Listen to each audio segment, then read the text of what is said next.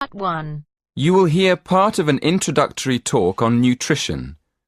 First, you have some time to look at questions 1 to 4.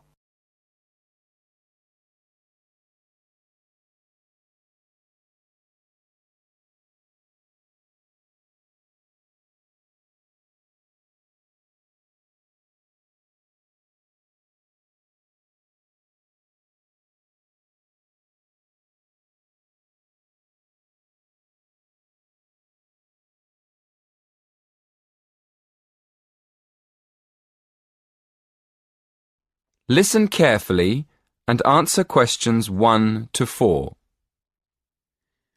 Good afternoon. Many people in the Western world eat the wrong food, and they eat far too much of it. So, the topic of my lecture today is healthy eating. I'll divide my talk into 3 parts. Firstly, I'm going to define what I mean by healthy eating. After that, I'll go on to talk about why people don't eat properly, and then I'll finish my lecture with some ideas for improving the situation. Right. So, what do I mean by healthy eating? Well, some people might think it means eating a lot of meat. Of course, vegetarians wouldn't agree with this. They think eating meat is very unhealthy. Other people think that eating a lot of cabbage is good for you, or a lot of salad. Well, naturally, cabbage, salad and meat can all be part of healthy eating. But for me, healthy eating means 2 things. One is eating a balanced diet, and the other is eating the right amount of food. In my opinion, a balanced diet means eating a variety of foods, including meat, vegetables, fruit, cereals, and dairy foods. Obviously, the amount of food we should eat is more difficult to decide. It depends a lot on how active we are. Before you hear the rest of the conversation, you have some time to look at questions 5 to 10.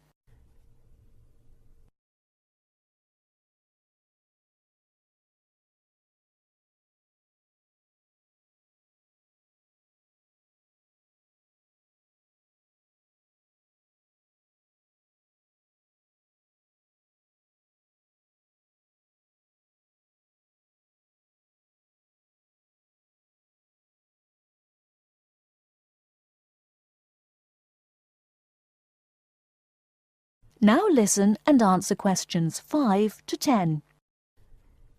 Now on to my next point. Why do so many people eat badly? Well, let's look first at having a balanced diet.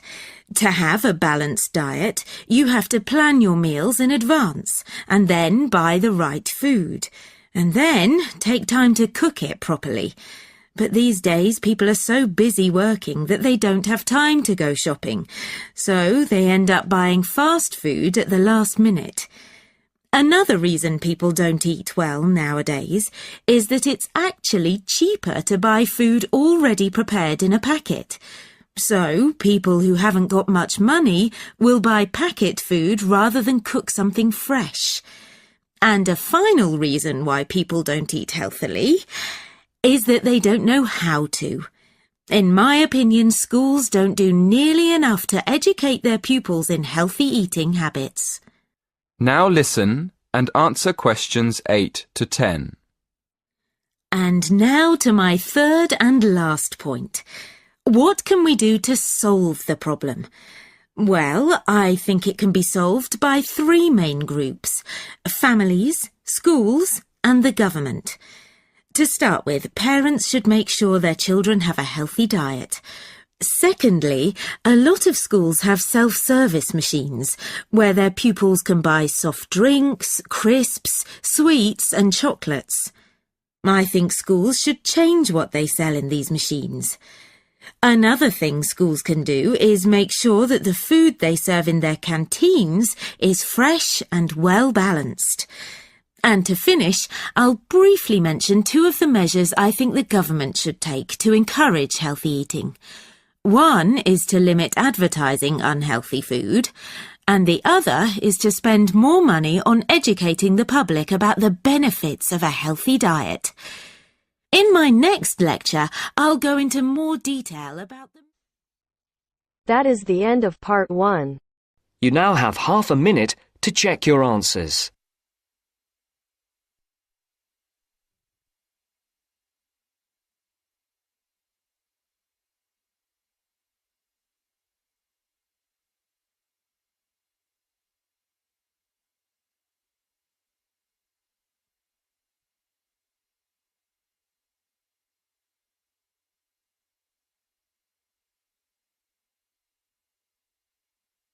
Now turns to part 2.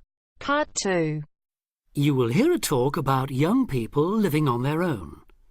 Listen carefully and answer questions 11 to 12.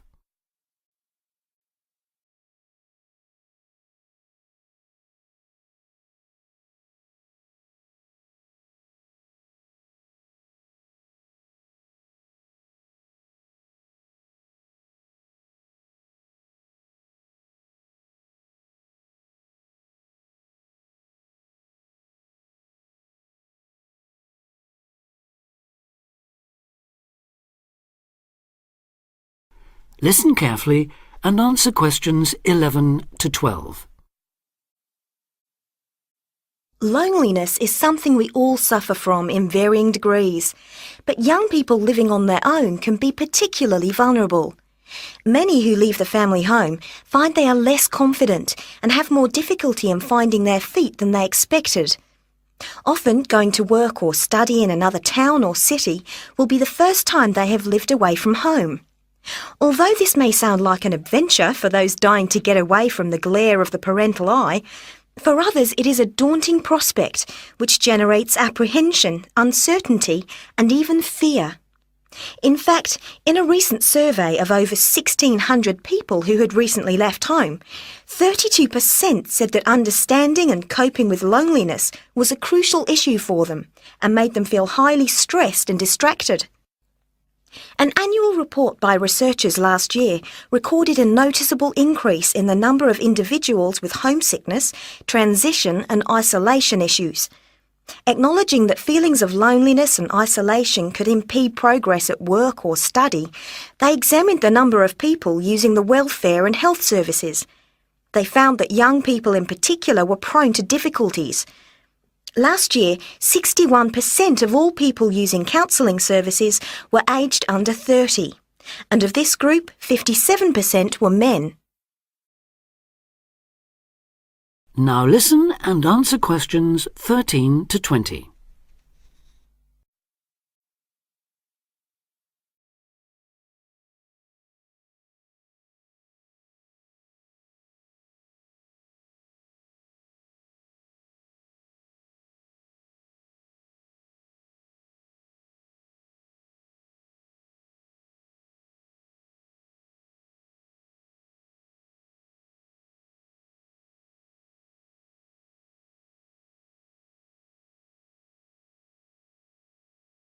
Now listen and answer questions 13 to 20.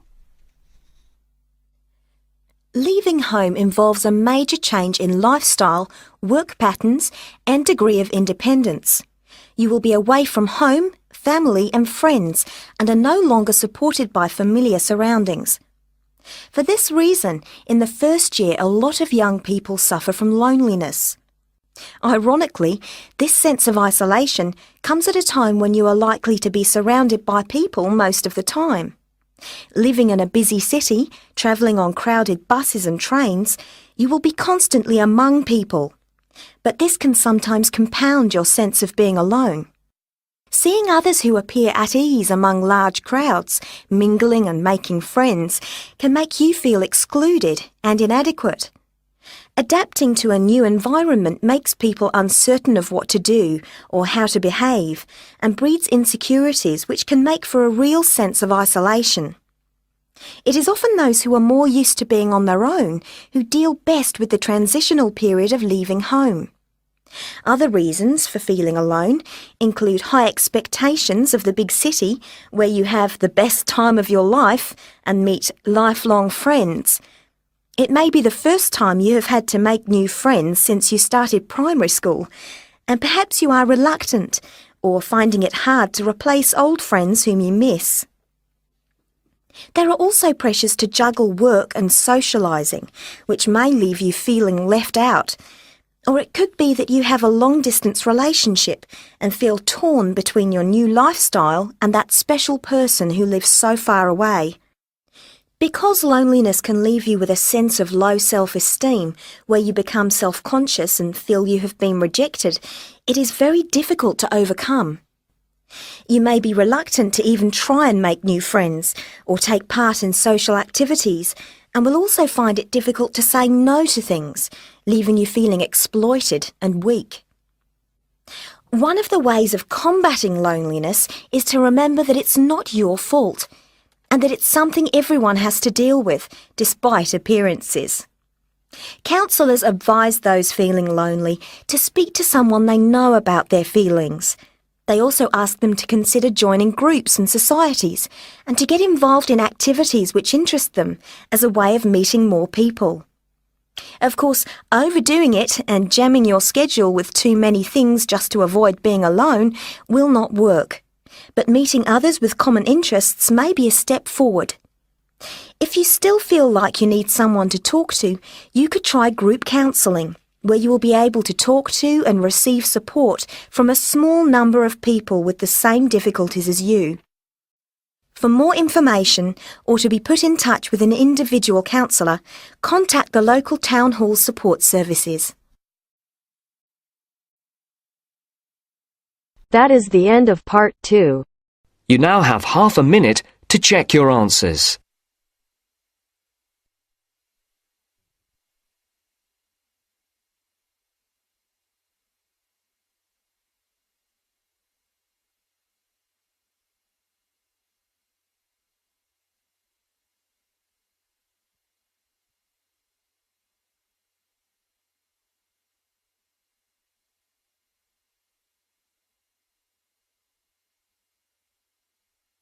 Now turns to part 3. Part 3. You will hear a tutor and 2 students discussing the best ways to study. First, you have some time to look at questions 21 to 25.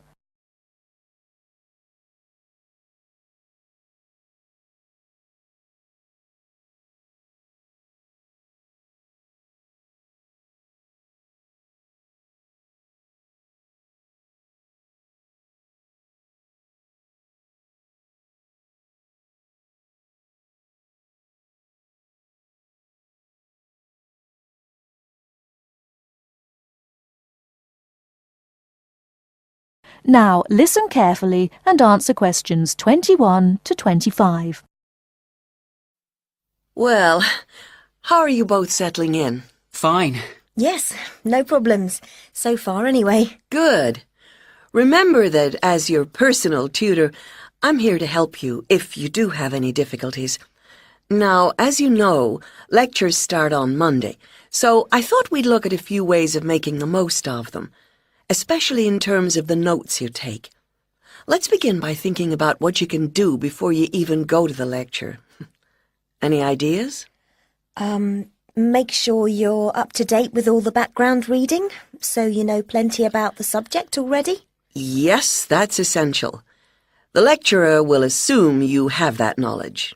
Anything else, Carlos? Well, check what the topic's going to be. Of the lecture, that is. I'd go a bit further than that and consider what the content may be. Then you could ask yourself some questions that you want answering, and listen out for the relevant information during the lecture. Okay. Now that brings us to the lecture itself and the actual business of writing notes. But there's a lot to deal with there, so we'll come back to that later.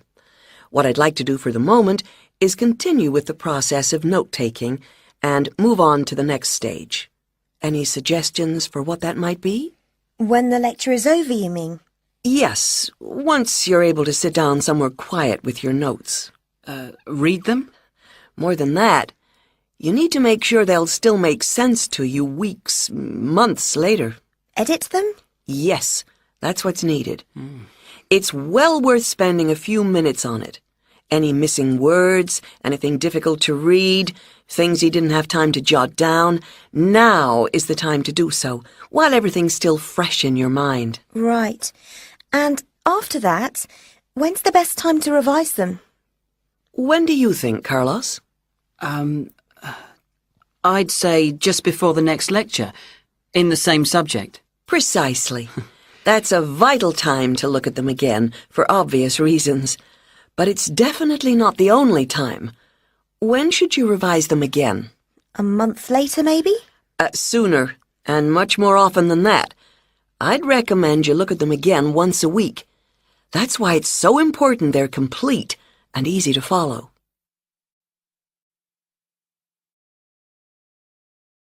Before you hear the rest of the talk, you have some time to look at questions 26 to 30.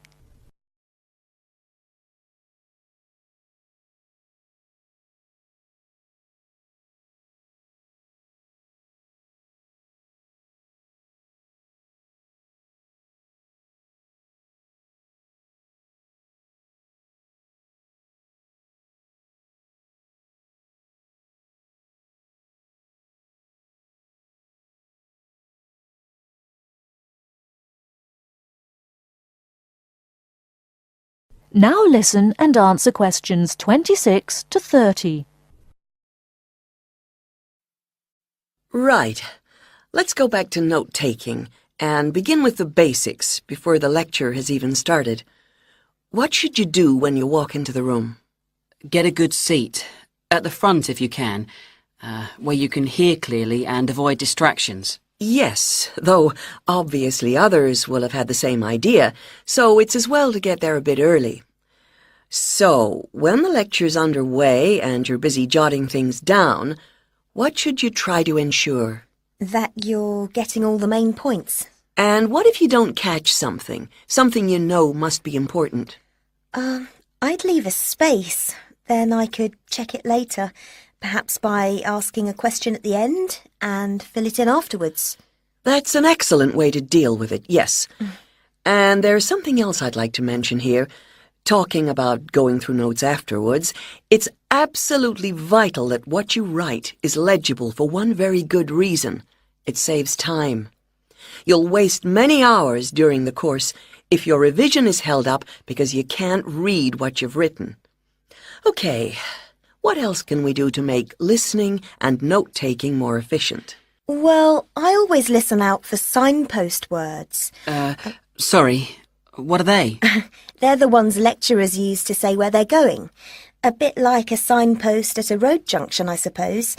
Things like, the first reason is, however, to sum up, and so on. Yes, they can tell you when something important is coming, and help you organize your notes, too. Is there anything else you can add, Carlos? There's something I think's very useful, but it's later, after the lecture is finished. That's fine. Go on. Well, what I do is go through what I've written down, summing up the main points in a few words in the margin, on the left-hand side of the page. I try to use words that'll jog my memory, so that I can remember what everything's about when I look at them again. Yes, that can work very well. What some people do to review their notes is cover up their full notes from the lecture, maybe with a piece of paper or a card, and concentrate just on what they've put in the margin, trying to recall the details. Then they move the cover down a little and check whether they were right. Or you could put your main points on another piece of paper and clip them together. Instead of covering and uncovering, you just hold a page in each hand. Sure. It's down to personal preference, really. Everyone has their own learning style. That is the end of part 3. You now have half a minute to check your answers. Now turns to part 4. Part 4. Listen to the following lecture about lightning. First, you have some time to look at questions 31 to 40.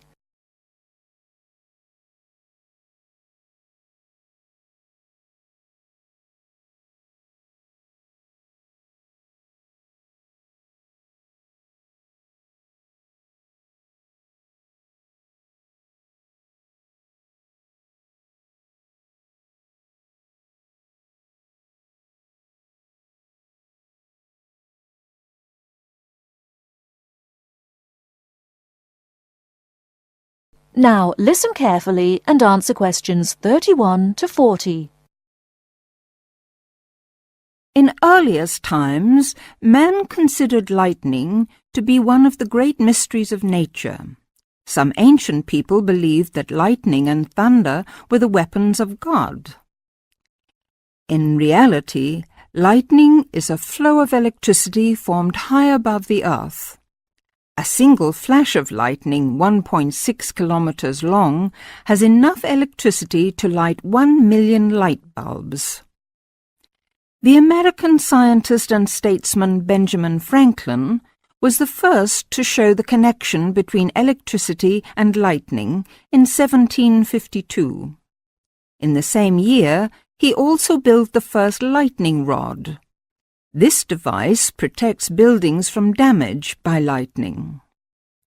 Modern science has discovered that one stroke of lightning contains more than 15 million volts.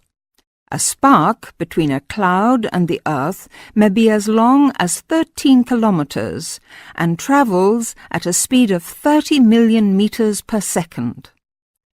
Scientists estimate that there are about 2,000 million flashes of lightning per year. Lightning hits the Empire State Building in New York City 30 to 48 times a year. In the United States alone, it kills an average of 1 person every day. The safest place to be in case of an electrical storm is in a closed car. Outside, one should go to low ground and not under trees. Also, one should stay out of water and away from metal fences. Inside a house, people should avoid opening doorways and windows and not touch wires or metal things. With lightning, it is better to be safe than sorry. That is the end of part 4. You now have half a minute to check your answers.